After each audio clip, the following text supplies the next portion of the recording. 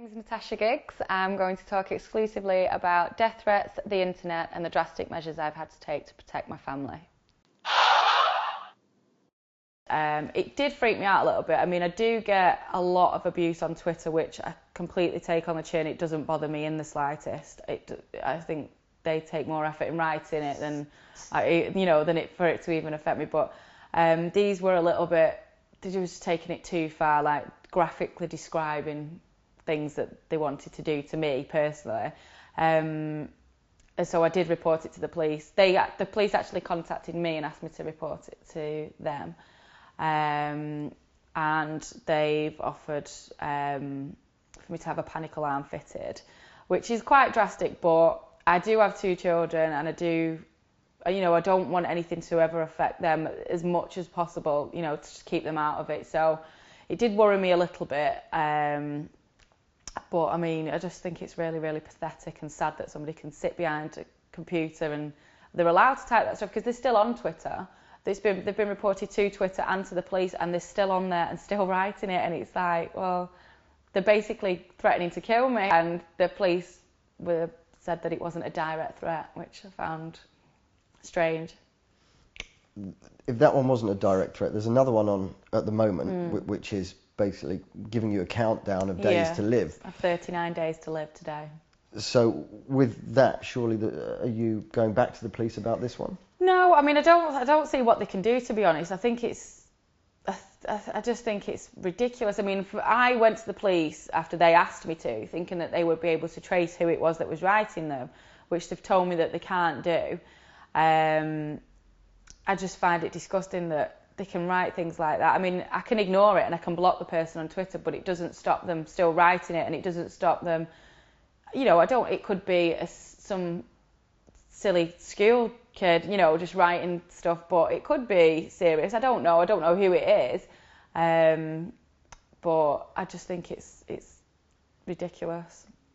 Do you think enough's being done by the police and Twitter themselves to be able to stop this? I can't understand why they're still on Twitter, because it wasn't just myself that reported it. A lot of my followers reported it as well, which is why the police got in contact with me. So no, I think it's disgusting. I mean, obviously I'm not the only one to have received them, and I'm sure I won't be the last, but I think it's disgusting that they can get away with it. I mean, it is bullying. They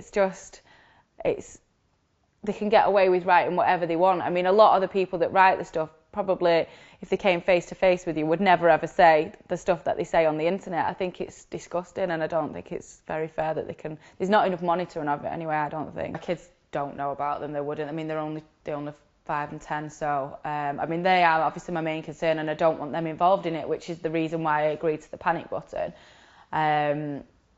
My mum obviously is worried, and Rhodri is, a bit disturbed at them, but it's just, I mean, what can you do? I don't really know what else I can do other than try and ignore it and just carry on. There's been a lot of speculation in the press about you and Rhodri. Mm-hmm. Are you getting to get back together? Aren't you getting back together? Put the record straight.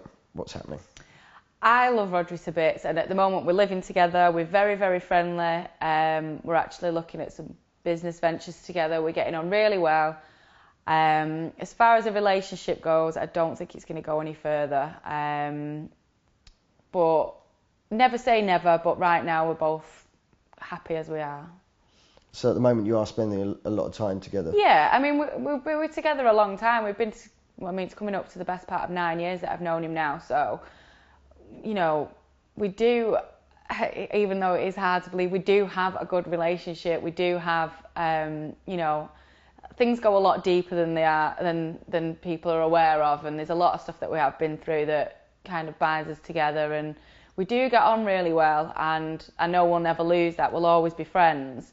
And it's, we can live together as friends, and it's really good for the children. We're taking them away together, so everything right now is nice, and I'm glad.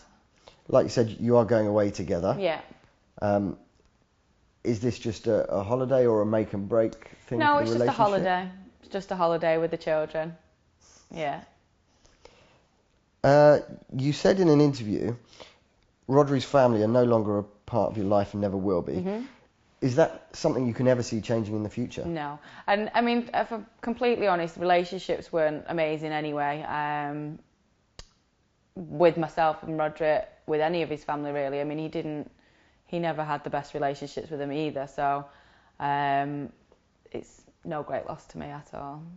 I mean, it's the only people that it affects really is the children, but it's been their choice to not have the contact. It's been Rhodri's family's choice to not have the contact with the children, so. You tweeted to celebrate until your 30th, you do something crazy each month. Yeah. What sort of things have you got in mind? Well, I had a huge back piece tattoo done yesterday for February. What is the piece? I've got it's all over my back. It's stars and swirls and bits. So that's February done. If you had one wish for 2012, what would it be? Just to be happy, to get things back on track and just be happy.